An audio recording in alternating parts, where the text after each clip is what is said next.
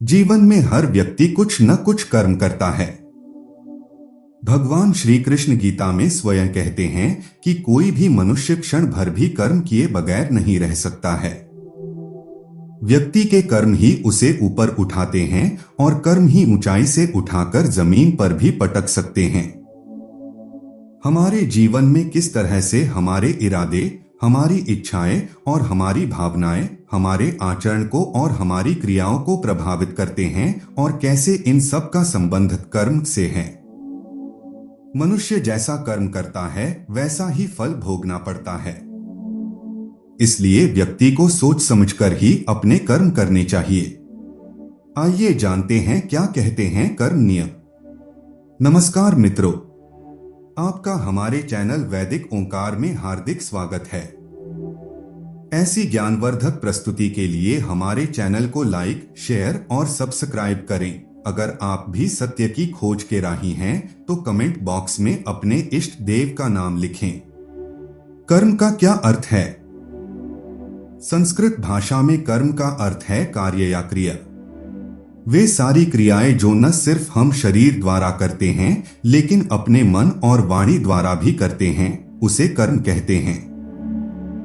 कर्म का शाब्दिक अर्थ है कोई भी क्रिया। कर्म का रास्ता बहुत अजीब है।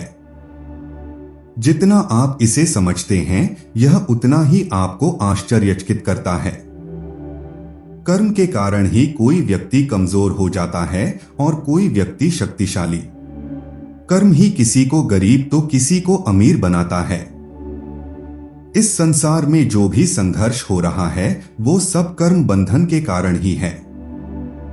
सबसे पहले हमें कर्म के तीनों प्रकारों को जानना होगा, जो कि है प्रारब्ध, संचित और क्रियमाण कर्म। एक संचित कर्म। संचित कर्म वे कर्म हैं जिन्हें आप इकट्ठा करते हैं, जो हम अपने साथ लेकर आए हैं। संचित कर्म अर्थात अनेक पूर्व जन्मों से लेकर वर्तमान में किए गए कर्मों के संचय को संचित कर्म कहते हैं। वे अनंत हैं और उनमें नए नए कर्म जा जाकर एकत्र होते रहते हैं। यानी हमारे ही अनेकों जन्मों के पाप और पुण्य कर्मों का संचय संचित कर्म है।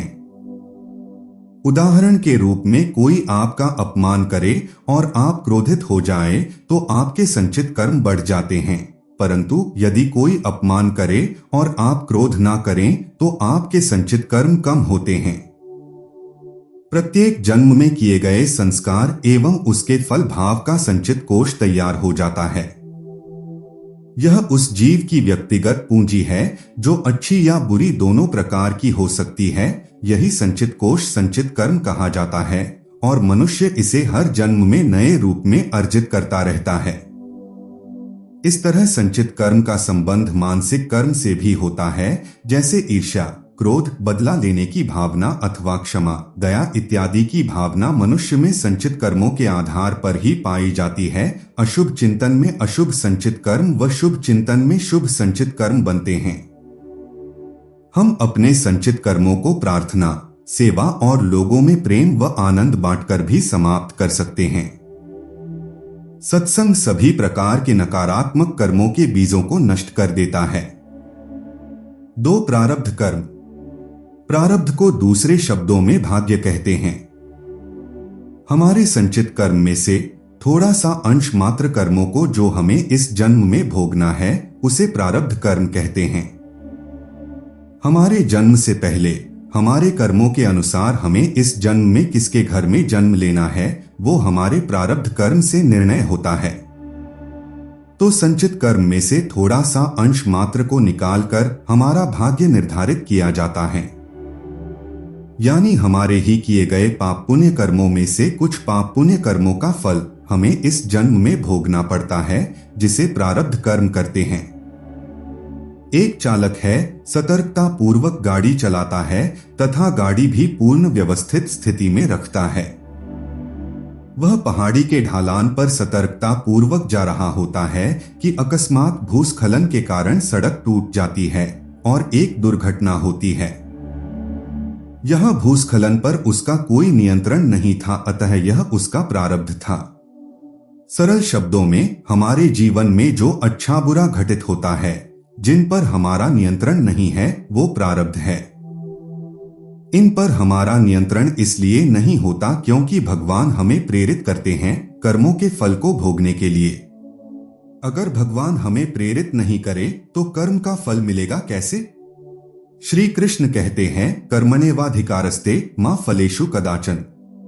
अर्थात केवल कर्म करने में ही तेरा अधिकार है, उसके फलों में नहीं। यानी हमें अच्छे बुरे कर्मों को करने का अधिकार है। फल तो अपने आप भगवान दे देंगे, उसके बारे में चिंता करने का कोई मतलब नहीं है। 3 क्रियमाण कर्म। जो कर्म अभी वर्तमान समय में किए जा रहे हैं उनको क्रियमाण कर्म कहते हैं।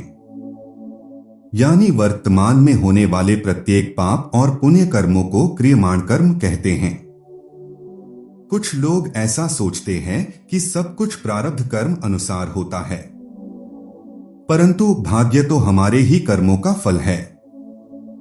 अगर प्रारब्ध अनुसार ही हमारे कर्म होते तो प्रारब्ध आया कहां से? अगर आज हम कर्म नहीं कर सकते तो पहले भी नहीं कर सकते, और जब कर्म ही नहीं कर सकते तो प्रारब्ध कहां से बन गया? न बीजेन विना फलम, अर्थात बीज के बिना फल नहीं होता। कथन कर्म विना दैवं स्थास्यति स्थाप्यष्यति, अर्थात कर्म के बिना भाग्य कैसे स्वयं टिकेगा, कैसे औरों को टिकाकर रखेगा। यानी हमारा क्रियमाण कर्म बीज है जिससे फल रूपी भाग्य विकसित होता है। कर्म फल से मुक्त कैसे हो? कर्म फल से कोई भी मुक्त नहीं हो सकता। हमने जन्म लिया है तो कोई न कोई कर्म हमें करना ही पड़ता है, कोई भी इससे छूट नहीं सकता। किंतु भगवत गीता के अनुसार निष्काम भाव से फल की इच्छा किए बिना कर्म को सिर्फ अपना कर्तव्य समझकर करना ही कर्म बंधन से मुक्ति पाने का एकमात्र उपाय है। कर्मण्येवाधिकारस्ते मा फलेषु कदाचन, मां कर्म फल हेतुर्भो माते संगोत स्वकर्मण्ये।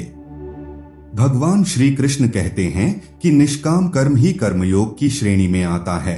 जो व्यक्ति कर्म को अपना कर्तव्य या धर्म समझकर कर रहे हैं वे तनाव मुक्त रहते हैं। ऐसे व्यक्ति फल न मिलने पर भी निराश नहीं होते और अपना कर्तव्य कर्म करते रहते हैं।